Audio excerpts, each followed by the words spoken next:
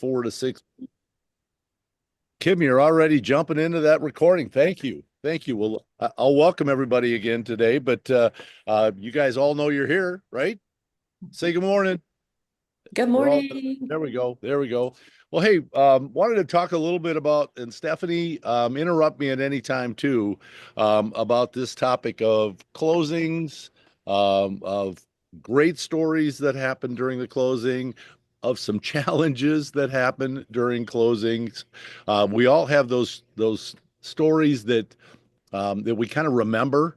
And I always say these are things that we carry with us through the end of our real estate career because this business is all about storytelling. And Stephanie, I know before I go any farther, you've got some amazing stories. Do you have just a little bit of a nugget of knowledge for us in terms of a recent closing you had that didn't go so well? Sure, yeah, absolutely. Basically you think you've got the contract written, all parties agree, Yeah. you have the appraisal done, you have the inspections done, get the clear to close, and you think you're good to go. All right, we're closing. And then you get a seller that goes, you know what, I changed my mind. And Uh-huh. I'm not coming to the closing and I'm not going to sign, I'm staying in the house. Oh And I boy. had that. So, you explain to them, it doesn't really work that way, and you're contractually obligated, and you have buyers that have changed schools with their children, and Yeah. moved utilities and all of that set. And the seller was just adamant he was not going to close, and so he didn't. And the other realtor came to us, and this was before we had, well, actually, if you get the buyer agreement and the seller agrees to commission and compensation, then it's going to happen. But they were like, Yeah. you owe us a commission. We did our job, and the Yeah. seller owes us a commission. Yeah. And so, we went to the seller and we're like, you owe. He's like, I'm not paying anything. We didn't close, and I don't want to close, and I'm not paying anything. Oh, So we ended up having to go to court, and we sued him, and he lost, and he had to pay attorney fees and commissions and everything. So you think, you've got it so far along, and now it's easy peasy. And yeah. until everybody signs and money's exchanged and all of that, you can't take that deep breath and know, oh, we're good to go. Isn't that crazy? Isn't that crazy? And you never thought it was going to even get to that point, No right? indication at all. Yeah. I don't know what happened. He just changed his mind. Oh my gosh. Well, Hmm. and you start to think from a legal perspective, Dr. Don. I mean, this would have to have just gone to court, right? I mean, it just that's kind of the next step in the process because no one was able to reach, what do I want to say? Reach an agreement? Yeah, Hey, unfortunately, that's the only option. Yeah, There's no other recourse. We don't have the power to enforce contracts. Only the court does. yeah, yeah, It's true whether you're in Florida or Michigan or any other state. We don't have any power to enforce contracts. yeah. Isn't that crazy? Gosh. Well, what I've been dealing with recently, you guys, and this is kind of interesting, you'd appreciate this term, broom swept clean. hmm Someone says, well, gosh, I'm going to leave the house and it's immediate possession. The seller, isn't moving everything out. They're moving just what they think is theirs. I guess I'll say it that way. And all of a sudden you get into this discussion back and forth. And this is happening like not only with the immediate possession that was supposed to happen like right now, but as people begin to move out, I've had a lot of discussion going back and forth with people that to say, does that mean that everything that is there at the closing date, everything that's there at that point in time, if it's not out of the house, it becomes whose? It's the buyer's possessions, right? Right, Whether they like it or not.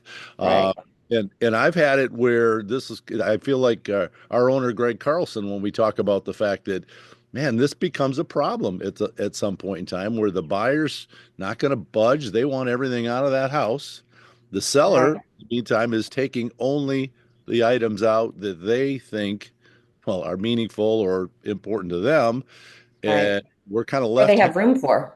yeah, and we're left They run kind of held out of bag. room. Right. Well, gosh, if we close this as the agent, I feel like I want to be the fixer, right? How do I fix this at that point in time? And for a lot of times, the last two, deals I've dealt with, literally, who's gotten the checkbook out, and that's your Right. friend Doug Hale, the agent, Right. unfortunately. but I didn't want it to become an issue. And for $100 or whatever the guy charged me, that afternoon he was there with the trailer, got everything out of the house. Obviously, it closed successfully, but it was one of those things that's kind of a nightmare, and you just don't know it's going to turn into something like that until it does, right? Well, and even if all the things are out, everyone's idea of broom swept clean is different. Yeah. So, you get the people that come in and the buyers, and they're like, wait a minute, this isn't at all what it was supposed to look like. It was really super clean the last time we looked at it, and now, there's dirt and trash everywhere. And I think, for one thing, we started giving that as the gift to the buyer at closing. The Yeah. house is going to be professionally cleaned when Yeah. you move in, and that's your gift. So that kind of circumvented the issue going back and forth of what it's going to be, who's going to clean it and how clean is it going to be? Because when you get down to it, yeah, you can go by what the contract says. Of course, we all should, but we all know that that doesn't always happen in that situation with the buyer and seller, and they're, not agreeing on that. So how do you get around that, even though the contract says what someone should do? Yeah. Yeah. Hey, so what about the term? And it's always kind of interesting. This we talk a little bit about the honor before, but no later than. I mean, I hear that sentence a lot, and people say, "Well, that you're giving me a range of when we're going to close. Is it going to happen on this date? Is it going to happen within this time frame?" Don, how do you respond to that? I mean, when people say, "Well, this it says honor before, but no later than," so there's an end date there, right? Um, I have more. I'll say the word is angst between agents because they can't come to some agreeable date. Um, and I don't know why that's a problem. Do you guys? Well, I think that one of the things that, first of all, back to what Stephanie said, I Yeah. think that any time a contract has subjective measurement, it's dangerous. And I would encourage agents to get away from subjective terminology like broom clean. Yeah. That's up, that definition is different for every person. But the West Michigan Regional Purchase Agreement, or what is known now, I guess, is the Michigan Information Center uh, purchase agreement, used to have language in it that said closing on or before such and such a day. And the way the contract was phrased back 20 years ago was that the buyer could call for a closing whenever their paperwork got done. As Mm, you can imagine, it led to a lot of legal issues because yeah. buyers agents were saying, hey, we're 2 weeks ahead of closing. Buyers are ready to close. They got a clear to close. We want to close day after tomorrow. And the Hmm. seller would go, whoa, wait a minute. I'm not, I haven't called the moving van yet. Yeah. So the language was changed to say honor before, but not later than, as you pointed out, uh, Mm. and that any movement in that forward, any if Had to be agreed on. closing earlier had to be agreed upon by all parties.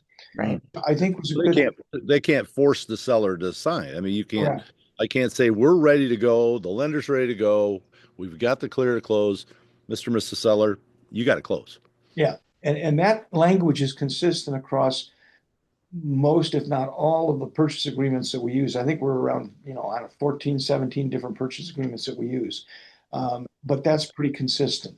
The bigger question in my mind is what happens if you're not going to close? What does the but not later than mean?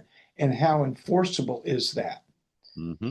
And Well, yeah, you're out of contract if you don't close by the latest contract, right?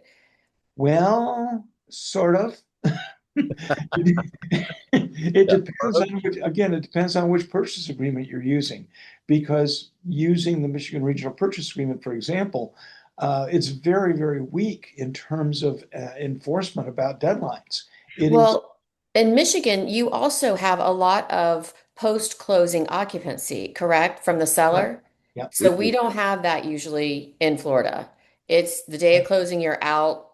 There's no other time, which I think You is the better bring way. the keys. You better bring the keys to Yeah. Oh, close. yeah. You're You're done. gone. Be out. You're out by Which that time. is not, I don't think the best thing. I think the way that Michigan does it is better because what if you do have that, if we're in 30 days and you have that time for the mortgage documents and all of that, and you're right at that number and they don't get approved or whatever happens, documents aren't ready and seller's packed up and has a moving truck in the driveway, that's an issue. So, giving that 2 weeks or whatever, but then how do you get them out if they won't leave? Yeah. Yeah, absolutely, Stephanie. I completely agree. And you're right. The Florida contracts are very specific about timeframes. And some of the Michigan contracts that we use, like G-Car, for example, is clearly states time is of the essence, that this is a time is of the essence contract. You have to abide by the deadlines or you are in breach of contract. Mhm.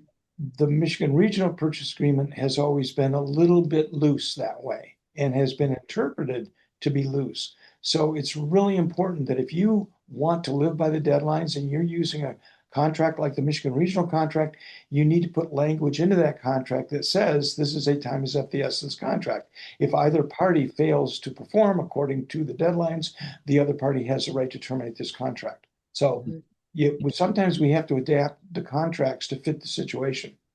Right, right. Wow. That's a lot to take in, right? What if I flip this around, Don, and I'm still thinking on or before, but no later than the seller wants to close early, or the seller's going to back out. Is that, I mean, obviously that can't happen, right, folks? Anything can happen. Okay. That's the answer. Anything. I'm kind of setting that up because our topic today is all about smooth closing dates and times, and we want this to be smooth, right?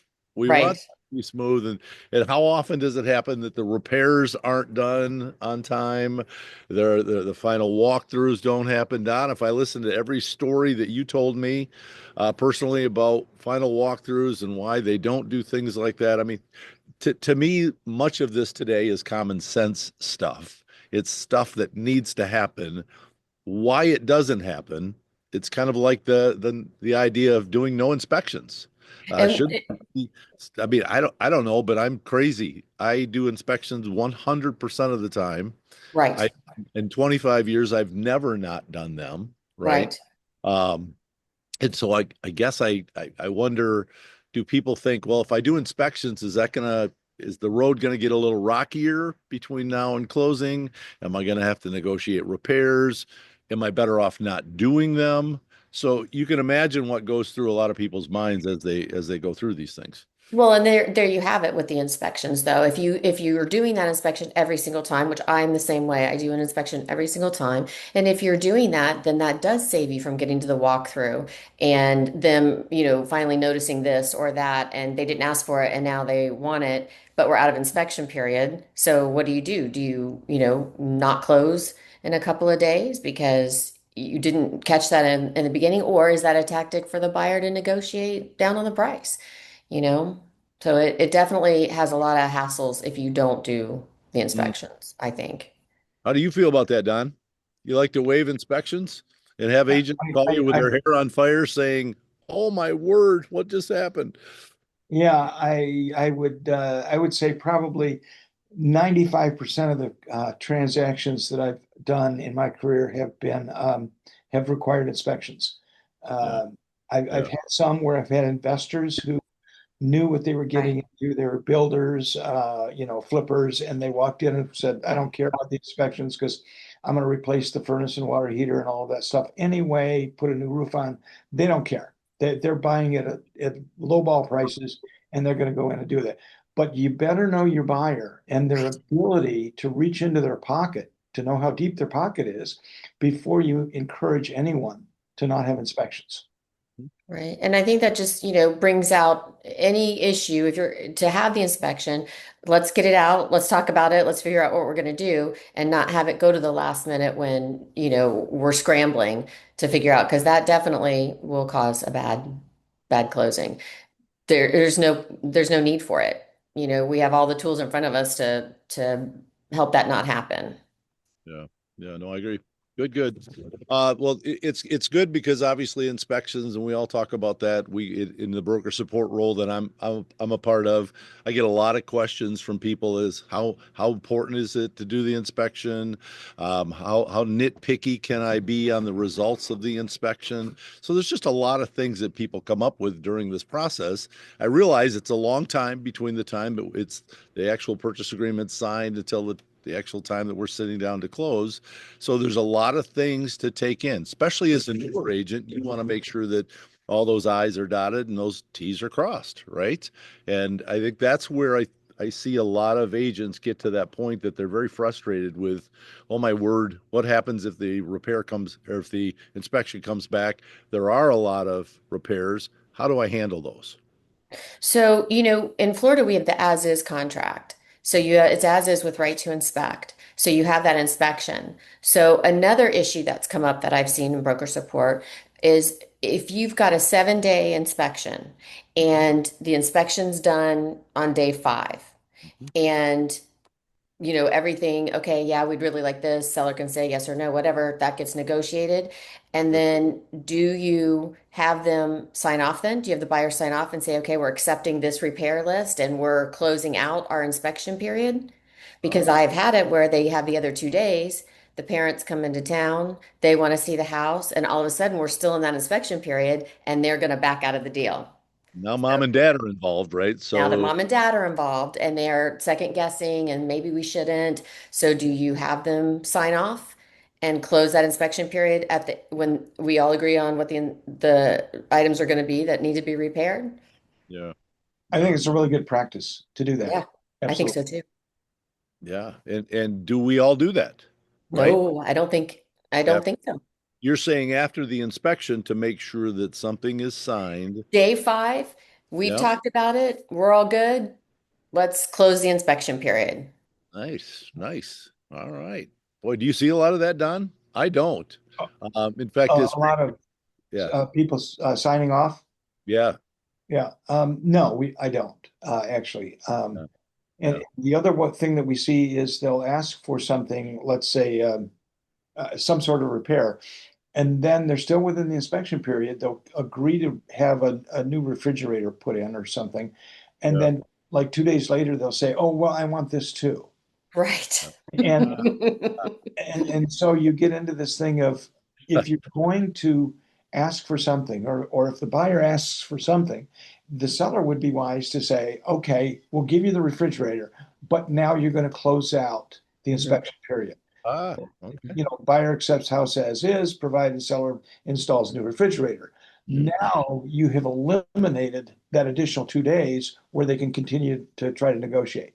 Yeah, And the buyer's agent has a responsibility in that too, I think. They need to tell the buyer this, make the list.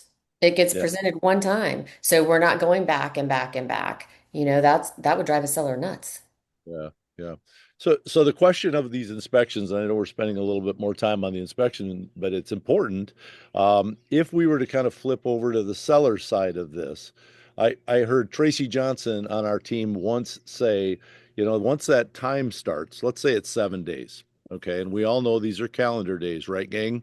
These, these Mhm. don't get me, Louis, we do know that, Don, because holidays, weekends, they Unless it falls on a Sunday, yeah, whatever. Okay, no. then it can go to Monday. Then it can go to Monday. All right. Well, so I've heard Tracy say more than once, do I constantly remind the buyer's agent across on the other side of the transaction, hey, this is day 3 or this is day 4?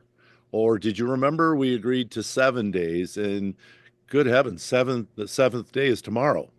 Um, is that something that that you see a lot of sellers do to be able to say, hey, I better reach across the aisle here and make sure that the buyer is completing the inspections during that time? I would say no. you absolutely do it. Hmm. Todd and I are going to disagree. Yeah, I mean, it's from my perspective, it's not the seller's or seller's agent's job There you to go. remind the buyer to do their inspections, remind the buyer and buyer's agent to do the inspections. Yeah. On the other hand, if you have a deal fall apart because they didn't get the inspections performed within that 7 day period, for example, have you really have you really watched out for your seller? So, Yep. I mean, I Yep. think there's two sides to that.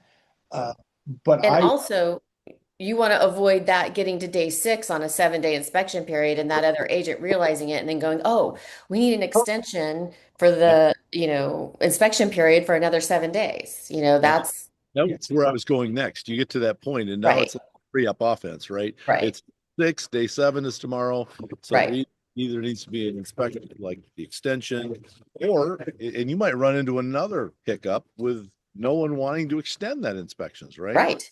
That's another, 7 days you could be taking it off the market that you don't have to take it off the market if they decide not to do it.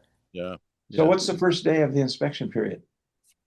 Is it the Oh, day the contract was fully executed? or is it the next day? You're asking, right? Yeah, that. Yeah, that. Stephanie, I'm going to go with day 1 where you sign the contracts within 24 hours is the first day. That's I'm gonna go with what she just said. Are we right, Don, or no? Well, again, it's a matter of interpretation. And, right. and very often you will find that certain practices in certain areas will say, no, we're on a 24-hour clock. You signed it at 3 o'clock Sunday, and the first full day was 3 o'clock on Monday. I mean, that span. Yeah. In Michigan, it is typically the first full day after the fully executed contract because you have to give full days. And if it's calendar days, then if you sign it on Monday, if both parties fully executed on Sunday, then the first full day of inspections would be Monday. But again, you got to know your contract and you have to know the local customs in regard to that because if it ever ends up in court, that's what the judge is going to base their decision on. Yeah. So it's better to not even play it that close. I mean, I would rather err on the side of caution. Let's get it done. Let's not wait till day 7 at 5 o'clock to decide, do we have another hour or are we done and we missed our window to get out of this? Absolutely. It gives you no time to negotiate if Right, you're cutting it that close. right. I love it. Hey, this is good discussions around inspections, you guys. I'm learning a lot. So this is good. Hey, can I fast forward? Is that all right? Can we kind of get to that point that we're talking, our topic today is on smooth closings. And I really want to spend a little bit of time today talking about our roadmap to get there. The broker, let's say the required documents that are needed to be done, the final review of these documents, which is awful. It's awful to say this, but I'll have agents call and they'll say, this closed yesterday and I didn't get paid. And I think I was supposed to get paid in this. And my first question obviously is, well, did you review the closing documents before you sat down and signed the closing documents? And I know that sounds like a little bit of a not nice question, but it's a question that needs to be asked, right? So I mean, in preparation for closing, Stephanie, all documents obviously have to be reviewed. What if they're not ready to be reviewed? So you can distribute to either buyer or seller. What goes on then? I'm making some phone calls. Yeah, yeah, So, they need that time to review. They need that time to go over the closing statement and answer any questions or problems that arise that maybe fees they weren't expecting or anything like that. Again, don't let it go down to the last second yeah, on closing day. That's not the day to try and solve everything. It's 3 or 4 days before that. yeah, yeah. No, I like it. Is there a time frame? As an agent, should I be saying to my title person, look, I've got to get these documents to my buyer or my seller to review, and closing's tomorrow at 3 o'clock. This isn't giving people enough time to ask questions, review. If there's missing documents, if there's things that really need to be collected, if there's unpaid bills that need to be taken care of, man, this is kind of a short time frame. And that goes down to having a good relationship with your title company and communication with your title company to make sure, most title companies that I work with, I've worked with for years and years and years and years. So there's, a rhythm and a routine that's in that and communication and, the lien search and all of that when it's coming back. And they should be on top of it, and you need to be communicating with them within, again, 4 or 5 days before closing to say, hey, when should we expect the closing statement for them to review? And again, if you're working with a good title company that you have a relationship with, they know what you expect. They know you want your buyer to be able to look at that or your seller to look at that a couple of days ahead of time. And that is your responsibility, right? Not the title. Absolutely. Is it the title company? Ultimately, Yeah. I mean, yeah, we all have say in that to make sure right. that things go smooth. But again, to your point, I mean, so often what happens is agents don't take time. How often does an agent see a closing statement, an Alta statement?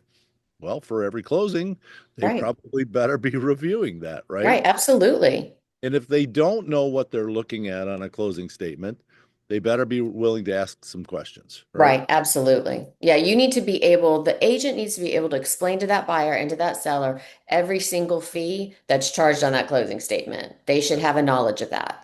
How do I learn that? If I don't know that, how do I learn that? Get with your title company and have them explain to you, line by line what each charge is, Yeah, And yeah, that also goes back to when it goes under contract, doing the net sheet for the seller and the buyer. Now the mortgage company is going to do the closing, costs and all of that. yeah, But the buyer should not be surprised at closing by any kind of figure that's at the bottom of that sheet. They yeah. should know within, 100, $200 of what it's going to be. Yeah, So, absolutely. so Net the sheets are so important on both sides, yeah, Hmm. uh, for the yeah, seller and for the buyer. There should be no surprises at closing. Uh, Hmm. I make the analogy that I like to sit there and have eat yogurt while they're signing and everybody's happy, Hmm. because yeah. there are no surprises. Right, The thing I absolutely hate is when there are surprises at closing. There should right. never be a surprise there. Well, Nope. It should be a good experience for everybody, and that happens when you get those things worked out ahead of time. like, So I want to address one thing to Doug yeah, or Stephanie. yeah, So let's back to your question, Doug. We've had a closing and now I want to get paid, but yeah. I don't get paid right away. And I want to address how to avoid that because on Dot Loop we have a thing called the New Deal Summary that you Hmm. fill out. It fills out all of the information. You look through that. You make sure all of your documents are there that satisfy what's required according to the New Deal Summary, and then you click Submit for Review. I always submit for review at least 4 days prior to a closing, at least Yes. 4 days prior to a closing. And then one of our branch administrators who's reviewing the file is going to say, Don, you're an idiot. Hmm. And you need to, include the seller's disclosure form or whatever. Yeah. Uh, and I mean, even my last closing, I was like real busy. And Sarah, bless her heart, walked into my office and said, Really? Really, Don? You forgot the seller's disclosure? I was like, okay, fine, fine. But if you do it ahead of time, you don't have a delay in getting paid. And that's really Right. important. Yeah. And it's Well, so important. That's why we do this, right? Basically, at the end of the day. Yeah, so absolutely. I think you answered that question. That New Deal summary needs to be filled out. Don, your practice is what, 3, 4 days you just said before closing? I try to do it 4 days ahead of time because by that time there should be no documents that I Yeah. don't have already Yeah. to consider. Stephanie, how about you? How about Yeah, you? no, it's the same. And down here, we're paid at closing. So that's the CDA form, right? So Mhm. if we've got to get that CDA form to the title company at least a day before closing. So I got to get everything to Five Star, at least 4 days before, so they have time to review it so they can issue the CDA to the title company. Yeah. Yeah. Yeah. My recent problems have been with getting that final payoff from, in this case, whatever, if it's a seller, what they owe on the home before we go to closing. And I've Oh, had title people chasing people and chasing lenders trying to get to the right, right person to get that number. And we've had it where there's been a couple times that we've had to delay closing by 2 or 3 days just simply because, again, I realize that's not my responsibility to calculate that number. It's the title companies, but yet provide the information so they can reach out and make sure that doesn't delay closing, right? which leads to the other part of that, which is the estoppel from the HOA.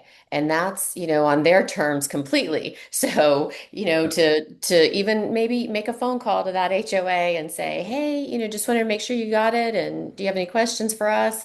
Just to kind of light that up Yep. on them a little bit too. Yep. And those are all things as an agent that's your responsibility. I had an HOA president that spent the last, what did we just run through this 90-degree heat, heat wave up here in Michigan. I know you get that. I know you get that in Florida, but Don and I don't see 90 degrees for a consistent period of time. But I was chasing an HOA president every day for a week to have Yep. him fill out that doggone questionnaire that would take him all of about 20 minutes, but I couldn't get Right. this guy out of the pool, right? Right. And so it delayed closing by a day, believe it or not. And that's just one of those things that you need to follow up on. That's not maybe your responsibility, but still, if you want it to close smoothly, that's what you do. Oh my gosh. Jeez. Well, Yep. I know we've covered an awful lot. We've gotten through some inspections. Again, our topic today was smooth closings, and I'm hoping, Stephanie, hopefully some of the few things that we've said to folks, Don, some of the few things we've said to folks today, they can take back and obviously apply to what they do in terms Makes of. a whole lot better transaction and everybody's happy. And then you got another customer in the future. Yep. Yep. Hey, do we have time for any questions or not? I'm not even watching the time. I'm having such a good time here. Does that anybody have anything that they would like to kind of bring up very quickly? I know it's 10 o'clock. Or are we just fulfilling the airwaves with nothing but good information? So, well, I'm hoping we learned something. And man, I know I did. The common practice of making sure that closings go smoothly, it's all of our responsibilities, right, Steph? I mean, we just, Absolutely. and I think the more that we can get better at what we do there, obviously, it's some of those things that we want to make sure that there's a process. And like there Right. is anything else that we do, I want to be Don Phelan at my closing. I want to be able Right. to sit there I'm taking my yogurt next time. eating my Absolutely. yogurt, acting like life is so good right now that I don't have to do anything except be me, right? Right. Yeah. Right. And again, makes for happy buyers and sellers and repeat customers. And, that's the best way to do that. Yep. Yeah, it's a true story because there used to be a yogurt shop right next to the title company that I used all the time.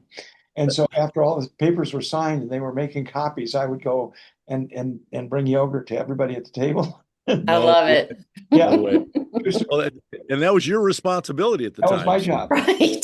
taking that job seriously. I love it. That's I good. love it.